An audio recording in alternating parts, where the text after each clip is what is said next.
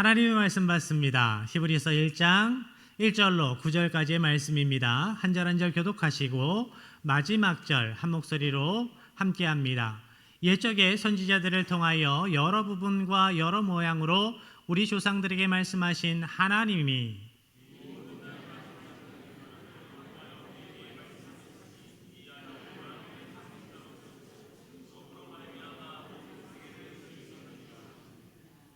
이는 하나님의 영광의 광채시요 그 본체의 형상이시라. 그의 능력의 말씀으로 만물을 붙드시며 죄를 정결하게 하는 일을 아시고 높은 곳에 계신 지극히 크신 이의 우편에 앉으셨느니라.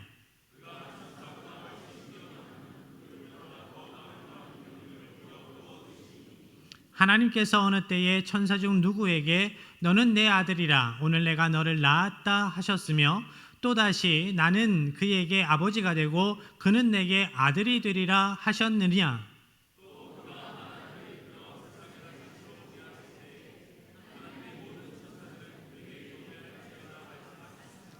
또 천사들에 관하여는 그는 그의 천사들을 바람으로 그의 사역자들을 불꽃으로 삼으시느니라 하셨으되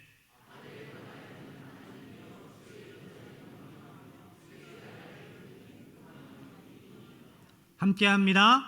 주께서 의를 사랑하시고 불법을 미워하셨으니 그러므로 하나님 곧 주의 하나님이 즐거움의 기름을 주께 부어 주를 동류들보다 뛰어나게 하셨도다 하였고 아멘. 한 주간 잘 지내오셨습니까?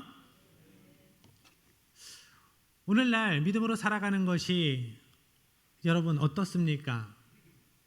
믿음으로 하나님의 사람으로 예수 믿는 사람으로 살아가는 것이 쉬우신가요? 어려우신가요?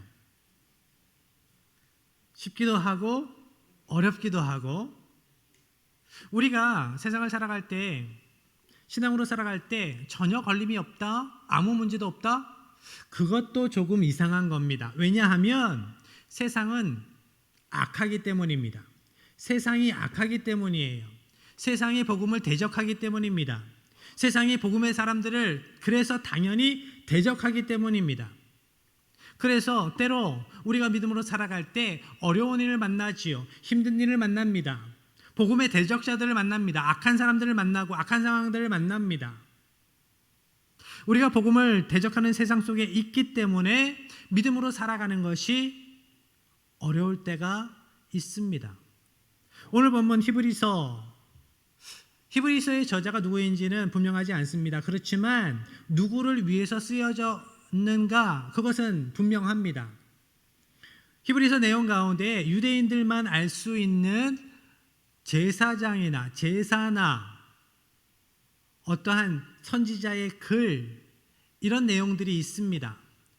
그래서 이 글은 분명 기독교로 개종한 유대인 성도를 위해서 쓰여진 서신이다라는 것을 알 수 있습니다. 그러면 기독교로 개종한 유대인들을 위해서 왜 이 글을 썼는가? 그것은 그 당시 기독교인을 박해하는 박해하는 상황이 있었기 때문입니다. 기독교로 개종해서 그들이 박해를 당하고 있었기 때문입니다. 로마는 황제를 신격화하는 일에 열심을 냅니다. 그래서 황제 숭배를 하지 않는 거부하는 크리스천들을 잡아 가두고 박해했습니다. 그리고 유대인들은 예수님을 그리스도로 믿지 않았기 때문에 인정하지 않았기 때문에 예수님을 그리스도로 메시아로 증거하는 기독교인들을 박해합니다. 그들이 하나님의 신성을 모독한다고 생각해서 침뱉고 모독하고 박해하고 돌을 들어 쳐 죽이려 합니다. 그런 상황 가운데에 그들이 살아갑니다. 이런 상황 속에서 처음 예수 믿고 믿은 지 얼마 안 되어서 믿음이 연약한 상태에 유대인 성도들이 여러 가지 마음의 갈등을 겪습니다. 여러 가지 생각으로 복잡합니다. 그러면서 믿음을 포기해야 하나? 유대 공동체 안에서 너무 힘들어지니까 삶이 이런 상황 가운데에서 히브리서는 그들에게 예수님의 십자가 복음을 더욱 분명하게 증거합니다.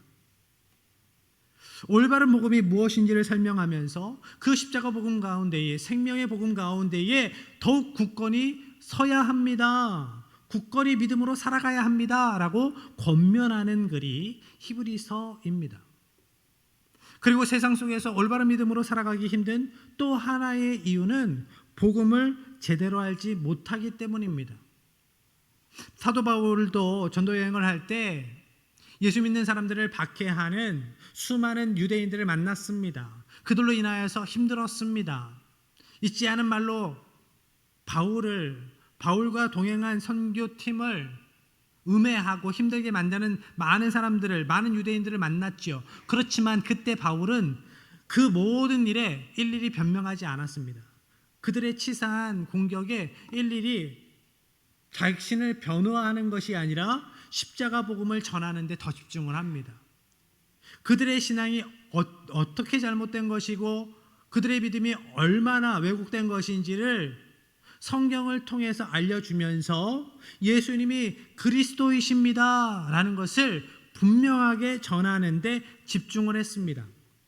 히브리서도 박해 상황 가운데 있는 성도들에게 진정한 복음에 대해서 설명하면서 오직 예수님만이 그리스도이십니다. 예수님만이 생명의 길이십니다. 예수님만이 구원자이십니다. 이렇게 강조하고 있습니다. 히브리서 전체의 내용을 요약하면 이렇습니다. 예수님은 모든 선지자보다 뛰어나신 분입니다.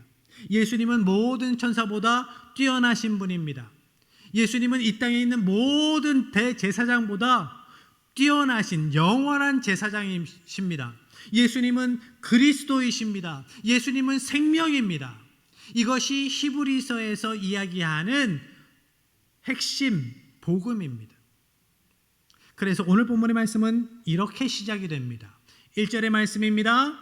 옛적에 선지자들을 통하여 여러 부분과 여러 모양으로 우리 조상들에게 말씀하신 하나님께서 오래전부터 선지자들을 통해서 하나님의 예언자들을 통해서 예수님을 말씀하셨습니다. 예수님께서 이 땅에 오셔서 우리를 구원하실 것을 말씀하셨습니다. 구약의 이스라엘 백성들을 통하여서 주신 놀라운 기적의 사건들, 구원의 사건들, 그 모든 것들, 그 은혜의 사건 가운데에 예수님께서 그리스도이심이 예표되어 있습니다. 그 상징이 그 은혜의 사건 안에 담겨 있습니다. 하나님은 그렇게 예수님을 우리에게 말씀해 주셨습니다. 그 예수님께서 이 땅에 오셨습니다. 그 예수님께서 우리를 위해 십자가 지셨습니다. 그 예수님께서 우리를 위해 부활하셨습니다. 그 복음을 믿어야 삽니다. 이것이 히브리서 기자의 간절한 외침이었습니다. 그리고 하나님께서 옛적부터 말씀하신 그 예수님께서 어떠한 분이신지, 어떠한 사역을 이루어 가셨는지, 지금 어떠한 사역을 이루어 가시고 계시는지에 대해서 그 뒤에 차근차근 설명을 합니다. 먼저 예수님이 어떤 분이신가 3절 상반절의 말씀입니다. 이는 하나님의 영광의 광채시요 그 본체의 형상이시라. 예수님은 하나님의 영광의 광채시고 그 본체의 형상이라 말씀합니다. 하나님께서 빛으로 오셨습니다. 구약시대에 보면 하나님께서 이스라엘 백성들과 하나님의 백성들과 함께 계심을, 하나님의 현존을 빛으로 알게 하셨습니다. 그러니까 예수님께서 이 땅에, 성자 하나님께서 이 땅에 오셨습니다 라는 의미예요. 그리고 본체의 형상이라 말씀하는데, 하나님의 형상이라고 할 때 성경 시대의 사람들은 형상이라는 단어를 이렇게 이해했습니다. 동전을 만들 때 동전 하나하나 손으로 깎아서 만드나요? 아니지요. 거푸집이 있습니다. 틀이 있어요. 거기에 주물을 넣어서 찍어서 만들면 똑같은 모양의 동전이 나오지요. 그 동전 위에 똑같은 모양이 새겨져 있는데 그것을 볼 때 형상이라는 단어로 그들이 이해를 했습니다. 또 촛농 같은 것을 녹여서 그 위에 인장을 도장을 꾹 찍으면 거기 위에 모양이 똑같은 모양이 새겨지는데 그 모양을 형상이라는 단어로 성경 시대의 사람들은 이해를 했습니다. 사진 한번 보지요.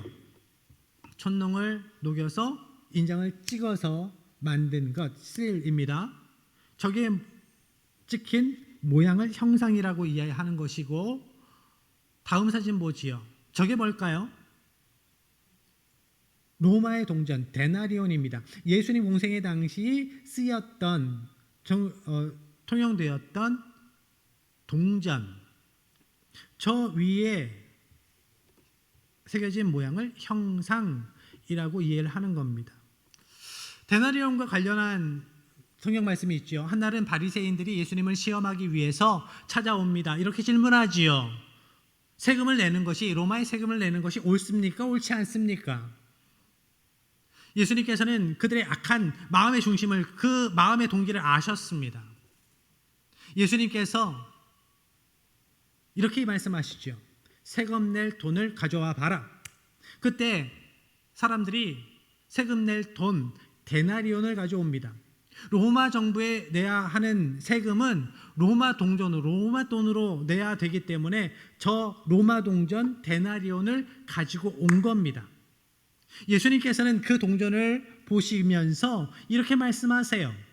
가이사의 것은 가이사에게, 하나님의 것은 하나님에게 드리라. 이 이야기를 듣고, 예수님의 말씀을 듣고 예수님을 시험하려 했던 이들이 그 말씀에 놀랐다. 그리고 예수님에게서 떠나갔다라고 성경은 말씀합니다.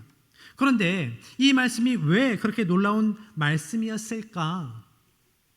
가이사의 것은 가이사에게, 하나님의 것은 하나님에게. 이 말씀 가운데에 숨겨진 의미를 그들이, 그 바리새인들이, 예수님을 음해하려 했던, 올매시우려 했던 그들이 그 말씀의 의미를 알았기 때문입니다. 예수님 말씀 가운데에는 이런 의미가 있습니다. 정체성.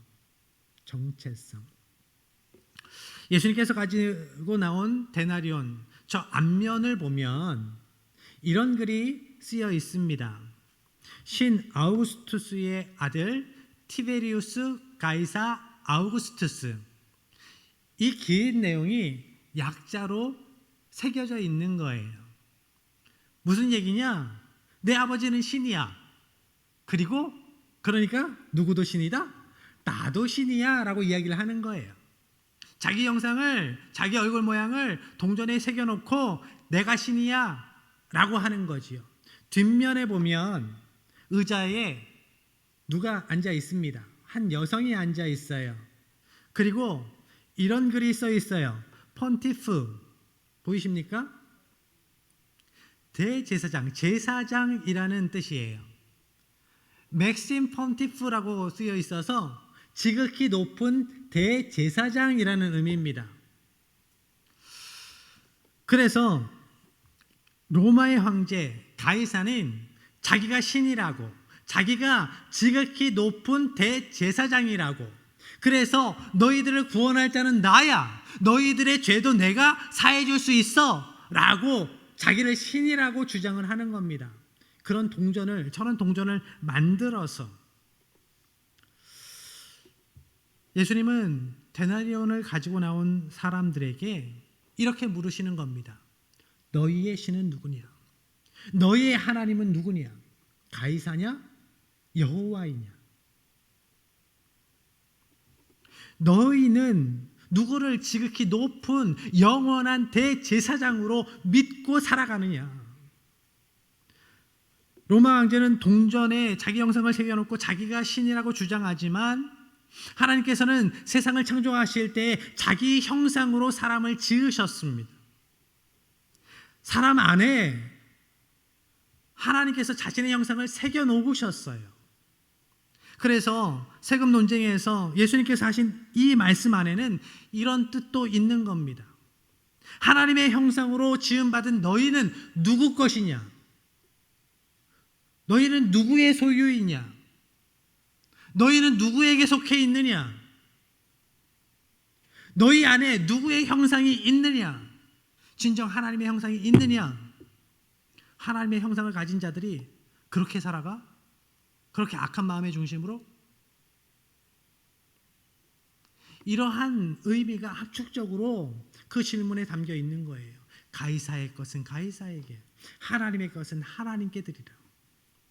너희들이 하나님께 드려져야 할, 산제물로 하나님께 드려져야 할 하나님의 소유인데, 하나님의 것인데 왜 그렇게 살아가고 있는가?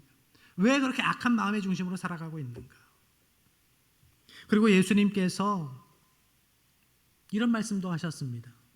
예수님께 하나님을 보여주십시오, 우리에게 하나님을 보여주십시오 라고 하는 이들에게 예수님이 이렇게 말씀하세요. 나를 본 자는 아버지를 보았거늘 왜 또 아버지를 보여달라고 이야기하느냐?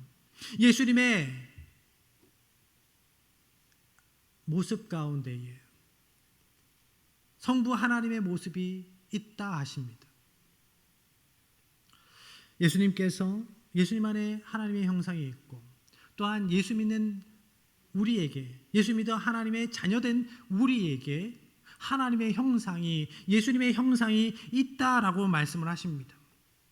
그 말씀을 오늘 본문 말씀 가운데에 9절에 동류들이라는 말씀으로, 단어로 표현하고 있습니다. 한글 성경을 그냥 그대로 우리의 관점을 가지고, 우리의 배경 지식을 가지고 그냥 읽으면 예수님과 우리를 동격으로 놓고 이해할 수가 있어요. 그것은 아닙니다. 우리가 예수님과 같은 존재가 될 수는 없지요. 그렇지만 너무나 감사한 것은 예수를 그리스도로 믿어 하나님의 백성된 성도들을 향해서 형제라고, 자매라고 말씀을 하십니다. 그렇게 말씀해 주세요. 그렇게 여겨주시지요. 동료들이라는 표현을 보면 헬라어로 메토코이라고 합니다. 함께 참여한 자들이라는 뜻이에요. 어디에 함께 참여한 자들이겠습니까? 하나님의 구원사역에 함께하는 이들입니다. 예수님의 십자가 복음사역에 함께하는 이들입니다. 그러한 이들, 하나님의 형상을 가진 하나님의 복음으로 하나님의 백성된 너희들은 이렇게 존귀한 자들이야 라고 말씀하고 계시는 겁니다. 그런데 그렇게 존귀한 존재인 너희들이 왜 엉뚱한 생각으로 살아가? 라고 말씀하세요. 무슨 말씀인가 하면 본문에 그리스도를 천사와 비교해서 설명을 하고 있습니다. 그런데 왜 히브리서 기자가 그리스도와 천사를 비교해서 설명하고 있을까요? 유대인들이 예전부터 조상들로부터, 부모로부터 천사에 대한 이야기를 들었습니다. 그리고 그들이 말씀에서 떠나 살아갈 때, 말씀을 왜곡해서 이해할 때 천사를 숭배하는 잘못된 신앙으로 흘러갔어요. 천사 숭배는 신약 시대 이전에도, 훨씬 이전에도, 구약 시대에도 있었던 일입니다. 그런데 히브리서 기자는 그거 잘못된 거야, 잘못된 거라고 말씀하셨어. 그런데 너희 안에 그러한 잘못된 신앙이, 잘못된 생각이 여전히 있다. 그거 잘못된 거야 라고 말씀하시는 겁니다. 비교할 수 없이 존귀하신 예수님 그리스도를 너희들이 바로 알아야 해 라고 말씀을 하시는 겁니다. 천사에 대해서 너희들이 들었는데 천사는 하나님과 예수님과 비교할 수 없는 존재야. 천사라는 단어를 헬라어로 보면 앙겔로스라고 해요. 신의 사자, 하나님의 심부름꾼이라는 뜻이 있습니다. 그래서 히브리서 기자는 이렇게 이야기를 하는 겁니다. 천사는 너희들을 도우라고 하나님께서 보내주신 조력자야. 힘이 있는 존재이지만 너희들의 조력자로 보냄을 받은 이들이야. 숭배의 대상이 아니다. 하나님의 자리에, 예수님의 자리에, 숭배받는 그 자리에 천사를 올려놓으면 안 돼 라고 말씀하고 계시는 거예요. 죄를 정결하게 하실 분, 너희에게 구원을 주실 분은 예수님 한 분밖에 안 계시다. 창조의 능력으로 오늘도 역사하시는 분, 세계를 섭리하시는 분, 그분은 예수님 뿐이다. 예수님께서 독생자, 독보적인 아들로 이 땅에 오셔서 모든 만물을 상속하신 그분으로 오셔서 우리를 구원하셨고, 예수님께서 그 십자가의 승리를 우리에게 주셨다.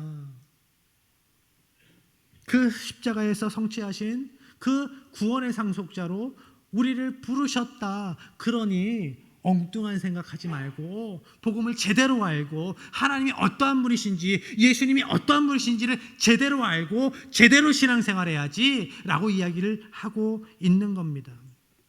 여러분, 오늘 여러분의 신앙을 흔드는 것이 무엇이 있을까요?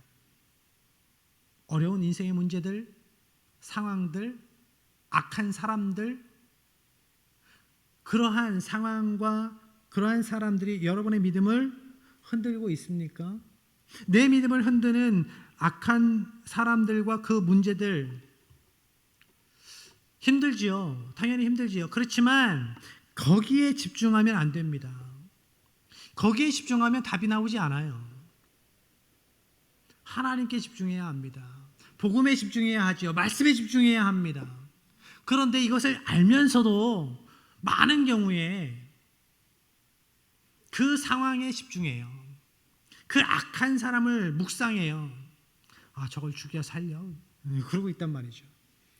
밤새도록 저걸 죽여 살려. 어떻게 해야 되지? 아니요. 그것이 아니라고 말씀하는 거예요. 복음에 집중해라. 예수님의 십자가 능력에 집중해라. 생명에 집중해라 말씀하시는 거예요. 그래야 하나님의 말씀 가운데, 복음 가운데에 답이 나와요.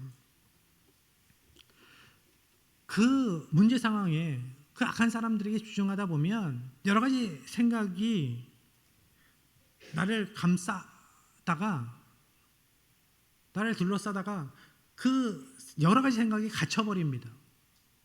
엉뚱한 생각으로 누구든지 이 문제만 해결해 주면 될 것 같다라는 생각에 천사를 하나님의 자리에 올려놓았던 그 옛날의 유대인들처럼 엉뚱한 신앙으로, 잘못된 신앙으로 흘러갈 수 있어요. 우리는 문제 상황에서 나의 약함에도 불구하고 나를 통하여서 구원의 역사를 이루어 가시는 하나님을 신뢰해야 합니다. 하나님과 하나님의 자녀된 나의 정체성에 집중해야 그 문제를 넘어설 수 있습니다. 교회에 나와서 한숨 푹푹 쉬면서 아유, 그냥 이렇게 살다가 죽어서 천국 가면 되지, 이렇게 살아가라는 이야기가 아니에요. 히브리서 기자를 통하여서 하나님께서 우리에게 주시는 말씀은 이 세상의 파도를 넘어서 살아가야 한다라는 거예요. 그 파도에 함몰되어서 죽어가는 것이 아니라 그 인생의 파도를 넘어서 살아가야 한다. 그 인생의 문제를 넘어서 살아가야 한다. 그 악한 사람들과 문제 상황에 위축되어서 아무것도 못하고 체념하는 것이 아니라 속이 썩어 들어가다가 영혼에 깊은 병이 들어서 신음하면서 하루하루를 어쩔 수 없이 꺼이꺼이 살아가는 것이 아니라 예수님의 십자가 승리를 삶으로, 너희의 삶으로 세상 가운데 보여주어라 라는 말씀이에요. 너희는 이겨 살아가는, 이미 이긴 것을 선포하고 살아가는 인생이다. 하나님과 예수님에 대해서, 그리고 하나님의 백성으로서, 하나님의 자녀로서의 우리의 정체성을 바로 알 때 그것이 가능하다, 그렇게 살아갈 수 있다라고 말씀합니다. 하나님께서 우리에게 예수님을 보내주셨습니다. 예수님께서 우리를 위해 이 땅에 오셨어요. 예수님께서 이 땅에 오신 이유가 무엇입니까? 3절 하반절의 말씀입니다. 그의 능력의 말씀으로 만물을 붙드시며 죄를 정결하게 하는 일을 하시고 높은 곳에 계신 지극히 크신 이의 우편에 앉으셨느니라. 아멘. 예수님은 우리의 죄를 정결하게 해 주시기 위해서 이 땅에 오셨습니다. 죄의 문제가 해결되지 않으면 하나님께 나아갈 수 없습니다. 하나님께로부터 멀어지면 우리에게 소망이 있을 수 없어요. 어떠한 소망도 있을 수 없습니다. 그렇기 때문에 하나님께서 예수님을 이 땅에 보내셨습니다. 예수님께서 이 땅에 오셨어요. 우리가 멸망당하지 않도록, 우리가 죽음 가운데에 머물지 않도록 예수님께서 이 땅에 오셨습니다. 우리 죄를 해결해 주시기 위해서. 그리고 두 번째로 예수님은 우리를 멸망 가운데에 버려두지 않으시기 위해 능력의 말씀으로 만물을 붙드신다라고 말씀합니다. 예수님께서 능력의 말씀으로 이 세상 만물을 붙드신다. 예수님은 우리가 만나는 이 세상의 모든 일들, 모든 것들을 붙들고 운행하시는 역사의 주관자이십니다. 능력의 하나님이십니다. 여러분이 만나는 모든 일들이, 여러분이 살아가는 모든 터전이 능하신 하나님의 손길에, 하나님의 말씀에 붙들려서 더욱 든든히 서가는, 든든히 세워져가는 은혜가 있어지기를 축복합니다. 하나님께서, 예수님께서 세상 만물을 섭리하심을 믿는 믿음이 우리에게 있을 때에 상황에 함몰되어서 죽어가지 않습니다. 예수님이 말씀으로 만물을 붙드시는 섭리자이시기 때문에 예수 믿는 자는 결코 멸망당할 자가 아니다라고 말씀합니다. 절망의 상황이 악한 사람들이 여러분을 멸망시킬 수 없다라고 말씀하세요. 우리는 영원한 생명을 가진 하나님의 백성이기 때문입니다. 바울은 이렇게 고백하지요. 내가 달려갈 길을 다 가고 선한 싸움을 다 싸웠다. 그렇기 때문에 나에게는 의의 면류관이 예비되었다. 면류관을, 최후 승리를 알고 가는 겁니다. 우리 인생은 하나님의 말씀으로 최후 승리를 알고 가는 인생인 거예요. 우리가 이 세상을 살아갈 때 여러 가지 힘든 일을 만납니다. 억울한 일도 만나고요. 참, 저 사람만 안 봤으면 참 좋겠는데 하는 사람들도 만나죠. 그렇지만 하나님께서는 우리의 인생에, 이 땅에서의 인생의 마지막 결론을 분명하게 말씀하세요.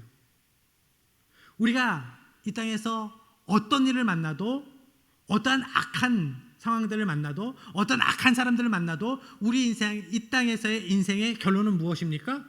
천국이에요, 천국. 그렇기 때문에 우리는 이겨 살아가는 겁니다. 승리의 깃발 들고 살아가는 거예요. 하나님께서 우리에게 주신 이 말씀, 하나님이 어떠한 분이신지, 하나님의 백성으로서의 우리는 어떠한 존재인지, 이 믿음이, 이 지혜가 우리에게 없다면 억울한 일을 만날 때마다, 악한 사람들을 만날 때마다 한숨과 원망 섞인 기도를 하면서 하루하루를 어쩔 수 없이 살아갈 수밖에 없어요.